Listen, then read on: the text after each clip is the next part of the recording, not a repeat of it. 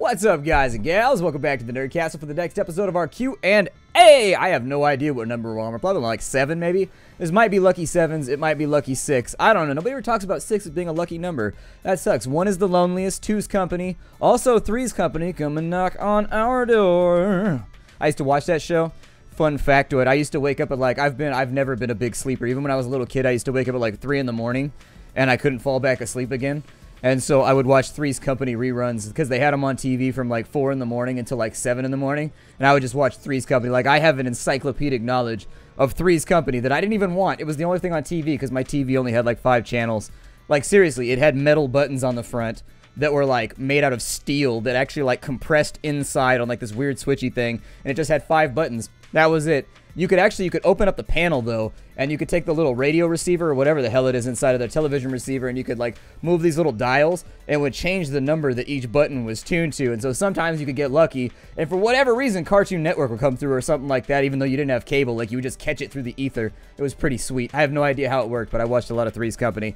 That's the point here. Let's answer some questions. It's time to go Q&A time. Lord Phoenix asks, I'm gonna say your name Phoenix instead, because Phoenix makes me, I don't know, a Phoenix sounds like a part of your body that needs to get fixed. He's like, well, he's got Phoenix cancer. Unfortunately, he's done for. Splatter, you've said that you've done some high rating, or I guess, Splatter, you said that you've done some high-end rating during your time in World of Warcraft. Actually, it was during Rift. In World of Warcraft, I was just like an average raider. I raided full-time. I raided 5 days a week in World of Warcraft, 3 hours a night. But we weren't any good. Like, we cleared stuff pretty quickly. Like, we were probably like 4th or 5th on the server. But it was actually in Rift that I was in a like globally acclaimed guild. I was in like the top 3 for the world, I think, was the guild that I was in. They were called Citadel. And yeah, that was basically a full-time job. Like, you had to raid from like 4 in the afternoon to like 9 at night every single day, no matter what.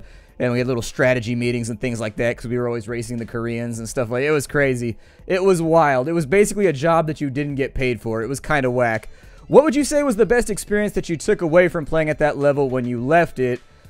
Honestly, it wasn't that great of an experience. I think that you lose a little bit. So, like, it's cool to have all the most elite gear and to have, like, all the dungeons cleared when all the other people, and even, like, the hardcore raiders, we would actually put up strategies on our website that other people on other servers would be like, oh my god, they posted the strategy, because they were waiting for us to figure out the fights and stuff like that. We were going in with no strategy whatsoever. We'd go into fights, and we'd have a guy, like 2 or 3 guys that were, like, the guild strategists who were good at, like, pattern recognition and stuff like that. And they'd be writing the entire time, so their characters would be kind of sluggish on the pull because they were sitting there just taking notes and like frapsing it and kind of like watching it and like trying to figure out what was going on. And then we would come back the next day, and usually we would ace it pretty quickly. And people, like, if you weren't good, like if you were a bad raider, you were gone real quick. Like, if you messed up 2 or 3 pulls, they put you on like probation and stuff like that. It was dumb. It was super stupid. But anyways, I don't know. I think that when you play at that level, it becomes a job that you don't get paid for. I remember that time period of my life. I was depressed. I was anxious. I like didn't really like what I was doing in college. I was sort of like going through not like a breakup, but really sort of like an extended absence in my relationship status. I was drinking a lot. I was like sleeping on a couch all day every day. This is during that time period I told you about where like I was almost homeless, like inches from it. Like basically I was sleeping on the floor. I was like crashing on people's couches and stuff like that, and then bogging wireless so I could raid.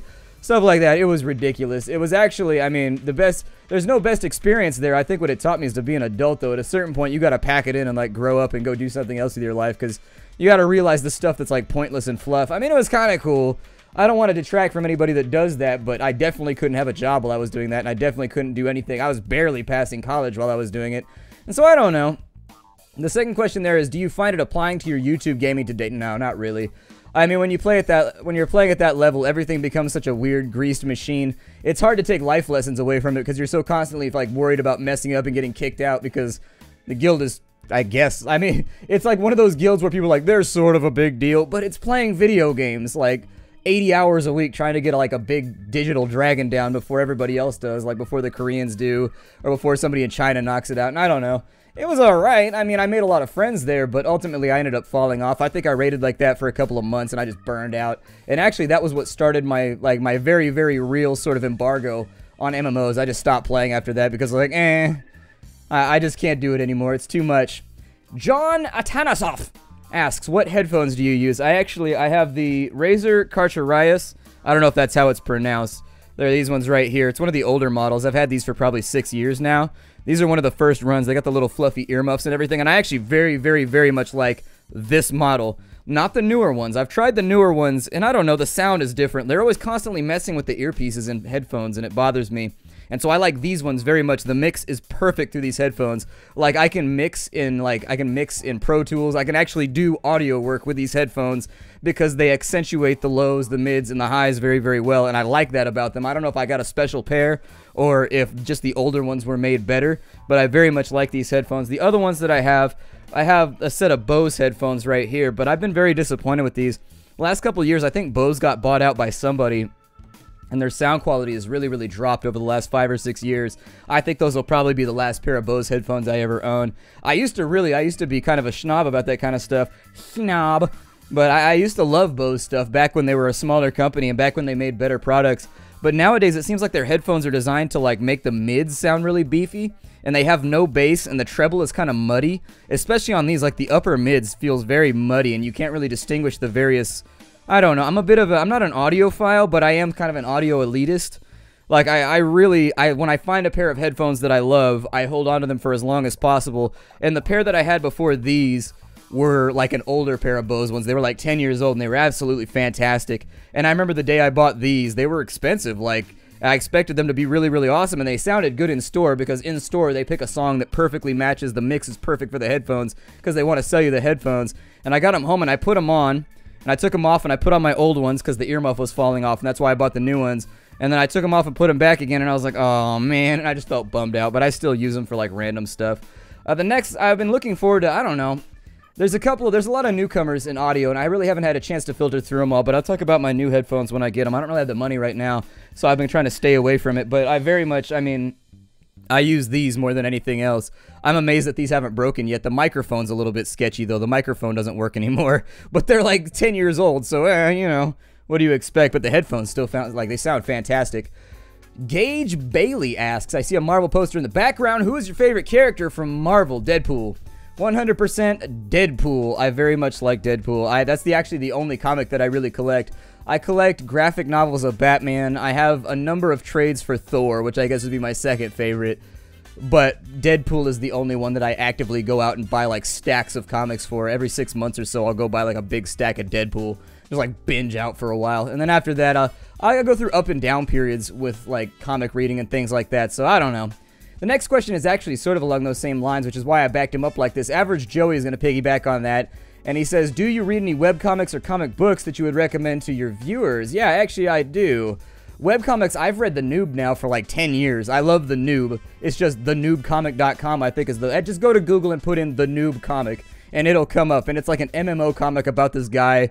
They started writing it back in like the EverQuest Ultima Online days, and it's just kept going for like years and years and years, and it is just hilarious. And it's one of those comics that nobody knows about, like nobody reads it. It's very, very weird because there's like a select group of people that know about it and read it, and then there's like, it seems like they kind of fell off once Penny Arcade came around. I'm not really sure what happened, but I still read it. I mean, the author is a lady from, I don't know where she's from, but I think she puts out 1 or 2 of them a week still, even though she's working on other comic books now. It's a really good webcomic. It's funny. It's really, really funny. It has one of my favorite sequences about paladins. They have like a 6-page run where it just discusses kind of like the sanctity and wonder of playing a paladin, and it's one of my favorite things that I've ever read in my entire life. It's hilarious because I play paladins, and so paladin players will find it to be super, super funny. As for comic books that I recommend, so some of the comics that I read and recommend, I guess, since you asked, I collect Legacy, so there it is, Star Wars Legacy. Ultimately, it takes place, I think it's Luke Skywalker's grandson. I've got like the first 5 or 6 collections, and I've read those. I very much like them. I like Teenage Mutant Ninja Turtles. I read these pretty religiously. I think I've got like the first 10 or 11 or 12 volumes that they've collaborated, or that they collected together, and then they also have kind of like in-between stories. Like inside of here, it'll reference like a random comic, and they have a whole bunch of one-offs that are connected to these, and each one is based around a certain character like Shredder or Raphael or Michelangelo or whoever. Batman the Killing Joke, probably one of the finest Batman comics ever made. Very, very, very good. Fantastic book. If you haven't read it, I highly recommend it. Blackest Night, I'm really not a giant Green Lantern fan, but Blackest Night, I apologize if there's a reflection or anything like that, but Blackest Night was kind of it was a Green Lantern run that I very much enjoyed, and in fact, I think that Blackest Night had some of the best artwork that I've ever seen in a comic book. To this day, probably the best comic book artwork I have ever seen in my entire life. Absolutely fantastic. Even if you don't like the stories or whatever, it's nice to just look at the pictures. They're so beautiful. The Watchmen. I think that no comic book or no graphic novel collector's collection is done until you've read The Watchmen at least 5 or 6 times. I read this book probably once a year, and every single time I find something else that I enjoy about it. It truly is one of the best fiction stories ever told. For anybody that like says that comic books can't be relevant or comic books can't be witty or anything like that, I would hand them The Watchmen and be like, have fun watching your entire perception of comic books be destroyed, because it's absolutely incredible. And then The Mouse Guard, which is a new edition. There's actually a number of these books right here. The Mouse Guard I got into, the storyline is cliche, but essentially it's a world where mice are going on adventures like knights and wizards and things like that. Essentially, it's a world where instead of humans, mice rule everything, and it's them dealing with like cats and predators and coyotes and stuff. It's a very, very cool, unique little book. The storyline is, it's a little cliche if you've read anything Tolkien-esque, but at the same time, the artwork is absolutely just gorgeous. And so, even if you can't get into the simple storylines, it's really, really pretty to look at. And so, those would be the ones that I would throw out there right now for you guys to check out. Crafty Hatband asks, what universe do you prefer, 40k or Shadowrun? Shadowrun. 40k is nice to visit. Like, 40k is really, really cool to visit when you want to play like a war game, or you want to read like a war story, or you want to read... You know, 40k is really, really good at being grimdark and showing like big World War I style battlefields and things like that, where there's lots of stuff going on and there's lots of gore and horrible things happening. But I prefer Shadowrun because it's not that the world has more depth, it's just that Warhammer 40k doesn't seem to care about its depth. That's the problem with 40k, is that I feel like the writers, they write all this wonderful lore, and then all you ever get out of 40k is Space Marines doing heroic Space Marine stuff. Or occasionally you'll get something on the Imperial Guard doing, you know, impressive, heroic Imperial Guard stuff. There's no mundane stories about the people that live like in the birth worlds or anything like that. With Shadowrun, I feel like they tap into their world much better, and they use, if you want like war stories from Shadowrun, you can get those. If you want corporate espionage, you can get that. If you want stories about guys that just live in the slums that are trying to get by, you can get that. And I think that Shadowrun, by and large, does a better job of exposing its universe to the person that is into that given lore, whereas 40k, very sort of war-centric. Like, you really don't know what goes on anywhere else inside any of the big cities or anything like that, because they don't really tap into it that often. I mean, occasionally you'll get somebody that takes a chance on it, but Warhammer 40k, they know who pays the bills, and they tend to shill pretty hard for Space Marine players. That's one of the main reasons why I have trouble kind of like being into 40k anymore, because they have so many cool things that they just never bother to like flesh out, because they're too busy pumping out the next thing for Space Marines to like spend money on. So anyways, Brilliant Turtle asks, hey Splat, I was wondering, what are your favorite musicians and or musical bands? Megadeth, Blink-182. I very much like Blind Guardian. I like Darkmoor. Darkmoor is probably like Spain's greatest gift to the world. Like, if you like Rush, but you want Rush with Blind Guardian instrumentals, that's basically what they are, and they're fantastic. I love Darkmoor, and nobody's ever heard of them. And I also, so that's going to be it for like rock and metal and things like that. There are obviously other bands, you know, like Falconer and Hammerfell, things like that I like in metal. Sonata Arctica. When it comes to just like straight rock bands, I like Black Label Society. I actually like Cage the Elephant quite a lot too. When it comes to hip-hop, I like E40. I like Andre Nicotina. Obviously, you can just fill in all the classics right there. I like, you know, Tupac, Biggie, all the standards, but I do like Wu-Tang. I definitely tend to like be Bay-centric though, so I like E40. I like Andre Nicotina. I like all the guys that are from around here, Mac Dre. All those guys, Keek to Sneak, all those dudes, because that's what they play around here. Like in the Bay Area, we have a very insular, like, hip-hop scene, where all you really hear is Bay Area musicians out here, and that's why, like, the musical style from out here is kind of like an acquired taste, because it is what it is. The only thing that's kind of like it is the music that's coming out of, like, Atlanta right now. Like, Atlanta with, like, Lil Jon and a bunch of the people that he's collaborating with, they actually came to the Bay because they liked the hyphy sound and the hyphy hip-hop movement, and so they came over here and they collaborated with, you know, E40. They collaborated with, I think, Rick Rock. Or are they? Yeah, I think they did. I think he talked with Rick Rock. He talked with a number of, like, the big DJs and spinners out here and a bunch of the rappers to develop kind of the crunk sound. And so crunk and hyphy are very sort of, like, linked. And so I like a lot of southern rappers, too, but we won't get into that right now. As long as it slaps hella hard. Like, I can't stand, like, random, like, let's all hug, like, rap. I like it to slap. Like if the side, like your speakers ain't popping out when the rap goes through, it's not good enough for me and I don't like it. So that would be pretty much all that I could think about right now. I mean, on the fly, I like just about everything, so whatever. William King asks, hey, that's one of my favorite authors. Anyways, William King asks, hey, Splattercat, how do you feel about the college education system in the United States? Specifically, the inability for some to afford the schooling they so desperately want. I mean, it's a racket. On the face of things, it's a giant racket. I mean, when I went to college, if you go to college in the United States, you are guaranteed, even with scholarships, you're guaranteed to be like 30 grand in debt after you get out of it. Bare minimum if you go to any school that isn't like some small trade school that you may not like. For example, I'm talking about like University of Phoenix and stuff like that, where it's like all online classes and things of that nature, and I don't trust that. Like if you don't go to school on a campus somewhere, I don't trust that the degree they give me is going to be properly accredited. And so the college education system here is a giant racket. It's meant to put the entire next generation in debt so that they're constantly paying out to, you know, the people that run the system that has been established. I mean, the whole thing about going to college is I'm very sort of, when it comes to knowledge, I think that knowledge should be given, not charged for exorbitantly. So if you are a scholar and you have knowledge, it is your job now. You have collected knowledge and it is your job to train the next generation in that knowledge. Now, you deserve to charge enough to feed yourself and house your family and all that kind of stuff. But the problem with the collegiate system here is that it's so intertwined with kind of like the corporate system. And so, for example, on my campus that I went to, they would constantly be like, oh, we have to raise tuition. It's so expensive to go to college. We don't know where all the money went. And then they would spend like $38 million building a new building so that Taco Bell and McDonald's and stuff could have a place on campus where they could sell you food. And it was just the kind of like ridiculousness where you're taking it in both ends. It's essentially, I mean, they're burning the candle down, if you want that to be a little bit less offensive. They're burning the candle at both ends, and people can't handle it anymore. People used to ask me what I thought about college, and I'd be like, don't go. You're going to be 65 grand in debt. Chances are you're going to find a job that pays about as well as you could find without going to college if you just went to trade school or if you apprenticed somewhere. I really believe the United States needs another common labor movement. Like, we really sincerely need like a strong labor movement, and unfortunately I don't see it ever happening with the way things are here socially. Yeah, the college education system, it's meant to saddle the entire next generation with as much debt as possible so that they are ultimately like financially indentured to the powers that be. It is what it is. It's a shit system, and until you've gone through it for 4 or 5 years and just realized, you know, how much they charged you for an education you could have got reading Wikipedia and sort of like going to random geological websites, it's like, there's no way that this education costs this much for you to give it to me. I was in class like 8 hours a day, and I did most of the work. Like, the teachers weren't teaching most of the time. They would just give it to a TA or whatever. Or you spent time like banging your head against a wall just learning things on your own.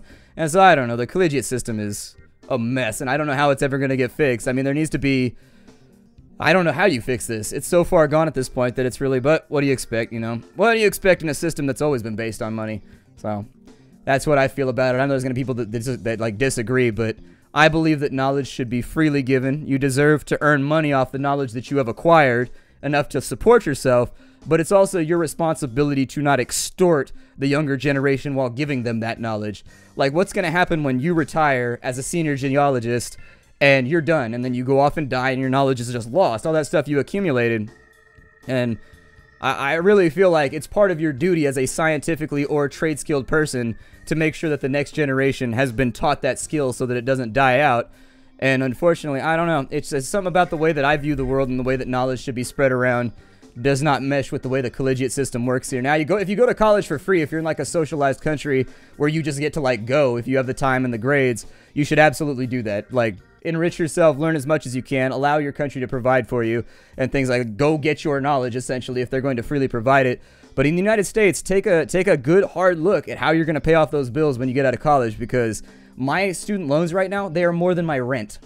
Like, and that's every month that I have to slap that check down for 7 years. I'm paying it at a higher rate than most people do. Most people finance for 20, but if you finance for 20, then they get you on some ridiculous, like, I have a very, very good credit score, and they still gave me like 20% interest, and it's just like, you've got to be kidding me. Like, I'm 30 years old, and I have established credit through multiple avenues, and they still gave me like 20% interest on my loan, and so I'm trying to pay it off as fast as I can, but it is brutal. So watch out. Just be aware that if you don't get a job after college, it is going to hurt. It's going to hurt a lot. That credit score is going to go... Will Smith has gotten jiggy with it, and he asks, I watched Evil Dead for the first time when I was much too young to watch it, and it scared the poop out of me. I ended up watching it again a few months ago, and it still had the same effect it did when I was a kid. The only thing I found to be scarier was The Exorcist. My question for you, Splattercat, is if the movie had the same effect upon you as of your first viewing and where it ranks in your top horror movies. I'm going to start with your last question first. I would say it's in my top 10, but not in my top 5. I like the first Evil Dead. After that, you know, they get a little bit more goofy, they get a little bit more campy, and I like that. But as horror movies, I think they get less horror-y as you go along. The first movie, though, what really struck me about the first movie is it was just kind of like the perfect time period with the perfect cinematography. Things came together very, very well on that film, and even though the acting was sort of bad and campy, all horror movie acting was bad back then. I would dare you to go back and watch Pet Sematary or any of those movies, and, like, the acting is god-awful. And so anyways, I very much like The Evil Dead. It was the special effects that sold it for me, though. Like, the kind of the reality of the gore and the way that they did the makeup on kind of like the possessed people and stuff like that. They did a very, very good job with that film, whereas the subject matter of, like, a cabin with a demon inside of it does not really seem that terrifying on paper. They pulled it off very, very well. It's in my top 10, but not in my top 5, I think.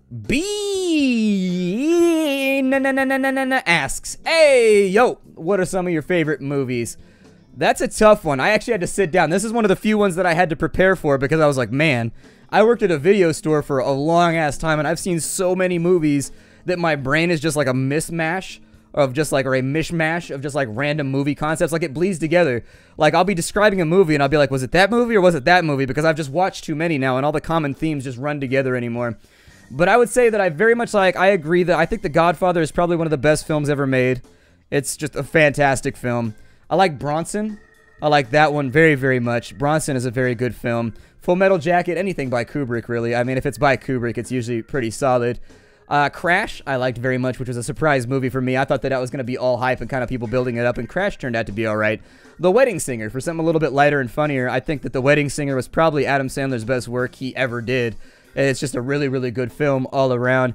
I think that he had kind of a charisma and a chemistry with his cast during that film that he's had a long time to emulate, and it very rarely happens. He's had some good films since then, but I think The Wedding Singer was definitely kind of one of the main classics that he produced. Clerks 1, 2, anything by Kevin Smith, Dogma. I'm a Kevin Smith fan, so honestly, a lot of people seem to hate him a lot for some reason. I don't really know why. I like Kevin Smith. Just about anything by Kevin Smith makes me happy. When it comes to horror, there was a movie called Infection that was made by a Japanese director that is probably the most surreal. It was a creepy film. To this day, it's one of those films that's just uncomfortable to watch. The entire time, you're just like, oh god, the suspense. It's one of those movies that has way too much suspense going on, and they never, like, pull the rug out from it, because the point of suspense is to build it up, build it up, build it up, like pressure, and then you snap it.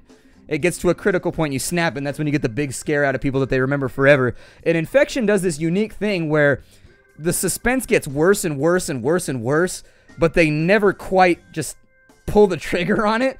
And so you end up just feeling like just anxious and sick to your stomach the whole movie. And it's not gory or anything like that. It's just a really, really well-made horror film. And so I would highly recommend Infection. It's rare that anybody talks about Infection, but I figured I would take this time to plug it. It's one of those movies that is like so good that it's almost like an honor to watch it as a horror fan. Like, you watch it and you're like, how has nobody ever heard of this film? This is a masterpiece of Japanese horror. Like, this is incredible. And it's not like the sort of like Ring, Grudge, kind of like, I think American audiences got sort of used to Japanese horror stylings. I remember when The Ring first came out, you were like, oh my god, that movie was crazy. And then after that, there was just like a glut of Japanese horror movies, and it kind of diluted everything, and you just got used to the scary little kid thing. Infection is not like that. Infection is one of those films that, like, it's gnarly. Watch it in the dark at like 2 in the morning with somebody you love. Believe me, because that movie, it'll have you just holding onto the couch just like, ah! It's one of the few films that I've ever found, like, it's not scary, because movies don't really scare me, but it was definitely uncomfortable and unsettling to watch. Papa Nesto 1976 says, greetings, Lord Splattercat. I actually got demoted. I'm a Baron now. Sorta sucks. I mean, I guess you could still go with Lord if you wanted to. I'm a little bit worried they're going to come by, and next thing you know, I'm just going to be some knight that rules over a fief, and that's going to be upsetting, but you know, hopefully when I get enfeoffed, it won't be too bad. If I may ask, what games are you currently playing on your PS4? My PS4 is a paperweight right now. I keep getting interested parties from, like, PlayStation and sort of, like, endorsed locations. They want to pay me to, like, expand my channel and do PlayStation reviews and stuff, and I just haven't done it. Like, my house is not arranged in a way where I can easily record PlayStation stuff, and so I play Destiny maybe, like, once a week, and that's about it. Like, I very rarely actually dust it off. And it's not that I don't like the PS4. That's the problem, is I love the games. I think that the PS4 it's turning out to be like the strong console of the generation. They're doing quite well now that they're starting to get some of their first party titles. And that's coming from, I was an Xbox fan. I really loved the Xbox 360. And I swapped over to the PS4 and haven't regretted it at all. I would like to get an Xbone at some point now that it's going to be backwards compatible or whatever, because I have a huge collection of Xbox 360 games. And one of the reasons I went with the PS4, I was like, well, if it's not going to be backwards compatible, whatever. And so I went with the PS4 just to do something new. I've been playing, I got Infamous. I have so many games that I buy and they just sit in saran wrap and I never play them. Like, that's the legitimate truth, is just I work so much that unfortunately I very rarely get to play my PS4. Also, it's on the community TV out in the living room, and so I kind of feel like a dick when I play games on it because there's other people in the house that want to watch other stuff or kind of like hang out and drink beer and just like have a good time and watch stuff with each other. And so I always feel like an asshole when I get on the PlayStation. I could probably move it in here, but then I got to come up with another solution for how we're going to watch Netflix in there. My TV's a smart TV, but I don't like the UI for it, so what are you going to do? Edward Harper Jones asks, are you going to put out a clothing line anytime soon? Yeah, I do have some drying to do, and unfortunately I have the money for the dryer. No, I'm just messing with you. The clothing line, I wanted to do a clothing line for a while. I've always been infatuated by the concept of doing something sort of like Jinx, or kind of just doing like a nerd culture type deal, but there's so many people doing it now, and the channel, back when the channel was very healthy and robust, and like it was definitely earning and burning and doing all that kind of stuff, I debated it for a little while, but as of right now, I'm kind of just like out of time. Like, there aren't enough hours in the day anymore for me to do extra stuff. If I end up like moving around and changing the way everything's orchestrated around the channel, I would love to get into clothing design and stuff like that because I like to dress fashionable. I enjoy fashion and things like that. I know that it's kind of like one of those shameful things with dudes where they'd be like, you're into fashion. I'm like, well, I like it when you're able to like dress tastefully and you can put an outfit together. Like, I'm not like Schmidt from New Girl, but I'm like maybe like 3/4 of the way there. I don't know. I like clothes and I like fashion. I'm not afraid to admit it. I am secure. Gary Holder asks, hey, Splat, I just broke up with a girlfriend of 2 years and I'm kind of lost. I'm just wondering what I should do to avoid being depressed. This was my first long-ish relationship and I really like this girl. Well, I mean, this is a tough question for me to answer because it really kind of comes down to how old you are. Like, I would give different advice to a 14-year-old than I would give to a 20-year-old, than I would give to a 30-year-old. And then once you're older than me, I would kind of not give you advice anymore because, I don't know, I was just raised that, like, people that are older than you know better than you, and while I disagree with that very, very strongly, it's weird how old habits that were instilled when you were a kid die hard. And so, I don't know, when it comes to people being my senior, I tend to just kind of, like, go silent and just listen to what they have to say and then just be like, It's weird advising you because you're older than me, and I feel like you should have more life experience than me. So anyways, if you're young, I mean, you know, if you're in that age where you're in high school or whatever, I don't know if this was a high school relationship. High school relationships are kind of a dime a dozen, and they're amplified by hormones and stuff like that. I can remember girls I dated in high school where I was like, I'll never love anyone ever again. And then you kind of grow out of that phase, and you become cynical about relationships in your early to mid-20s. At least I did. And so, I don't know, man, just get out there. Like, focus on you time. That's always the best thing to do after you get out of a long-term relationship, because what happens with relationships is the longer you're with somebody else, you become kind of, like, symbiotic with that person. I almost went like that, and I was like, oh, that's going to become sexual instantly. But anyway, this is sort of, I don't know, it's still scissory. I don't know, for the lesbians out there, this one's for you, I guess. Anyway, I don't know. God, what is going on right now? But I would say that, like, anytime you get out of a long-term relationship, you should just do me time. Just do me time. Hang out with your friends. Reestablish those relationships that may have fallen by the wayside with, like, your bros and things like that. When you're out and about, it's usually a pretty good plan, because when you're in a relationship, sometimes other friendships have to take the back seat so you can develop things, especially if it's a serious relationship. So anyways, get back out there. Just have a good time. Focus on you. Find a hobby. Do that sort of thing. I promise it'll blow over. Believe me when I say, as you get older, girls can be a dime a dozen. If I was talking to a girl, I'd be like, dudes are a dime a dozen too. Believe me, one of the big things I've come across in my life is that, like, a lot of the girls that I've dated are pretty much, like, interchangeable. Like, the one that I have right now is exceptional, and so she would be the exception, but up until this point, I mean, you could take one or the other, and the experience is largely going to be sort of the same. That might just mean that I have bad taste, though, so don't take it from me. Either way, losing a relationship is not going to be the end of your life. Life goes on. It's going to hurt for a little bit. But, you know, find a hobby. Get out there. Hang out with your friends. My friends are a tremendous resource when I went through, like, breakups and things like that. I noticed that I just spent way more time going out with them to bars and just kind of hanging out, going over to their house, playing video games, whatever. So get some friend time in, get some you time in, and I promise it'll feel better in a couple weeks. Sarah Luneski. Hey, Splattercat, I've been considering starting my own channel and Let's Play series for a while now. I would love to build a dedicated computer for gaming and recording. but I have no idea where to start. Could you recommend any certain builds for somebody on a slight budget? Well, there's a couple of websites that you can use here. First, I use Tom's Hardware. So every year, Tom's Hardware goes through and they create lists of like the best hardware at the lowest price so that people that are on a budget can build the best PC that they possibly can, and that's almost exclusively the one that I use. And the other one, I don't use this one very often, but other people vouch for it. I've had a couple people that I've talked to that really like PCPartPicker.com, and so they like that one a lot. I don't use it very often, but I browse through every now and again, and I mean, I like the website, so if you're looking for resources, those would be the two that I would point at initially. But I tend to use Tom's Hardware. Other people will disagree, obviously. This is going to be a point of contention for some people. And they're going to be like, you idiot! My website is way better than Tom's Hardware. But that's just the one that I've always used, so it's the one I'm familiar with. So that's just what I would say right there. You should be able to get a pretty good budget build done on either of those sites. So this is a big question that I get all the time. Danny Molinar wants to ask about my tattoos. And so I actually don't have that many. I think I have like 5 or 6 around here somewhere. I got a Shy Guy right here on my arm. I don't know if you guys can see that very well. I've got a Caco Demon from Doom right here. I've got a Stormtrooper helmet. On this side, I've got the Bioshock Chains tattoo. You know. And then over here, I've got a White Tree of Gondor and some other stuff. This entire arm in the next couple weeks is going to go from here all the way up to my shoulder with a sleeve that I'm having designed right now for Teenage Mutant Ninja Turtles. And so that's going to be a big piece of work that gets done just because I've always liked Ninja Turtles. There's no story. I get that question a lot, like about what I like about my tattoos and what they mean to me. And I would say they're just pretty. They mean nothing to me. I'm of the opinion that I hang out with a lot of tattoo artists. Like I hang out with them on weekends and just kind of chill. And we are all of the opinion that tattoos don't have to mean anything. Like if they do, that's cool. But, meh, I mean, if it looks pretty and you like the way, it's supposed to be a decoration, right? Like, I don't look for meaning in my earrings before I put them in. I just look at the ones that I like and I put them there. And I figure I'm old enough at this point to know aesthetically what makes me happy. And so I get a lot of questions about these, too, because, like, people don't normally get, like, stampy video game tattoos all over the place. And so I got to figure out how I'm going to fill in the background at some point because I'm going to have full tattoos. I might do my neck and some other stuff, too. I'm not really sure. I'm planning on pretty much, like, bodysuiting out because I love tattooing. It's one of my favorite things in the whole world.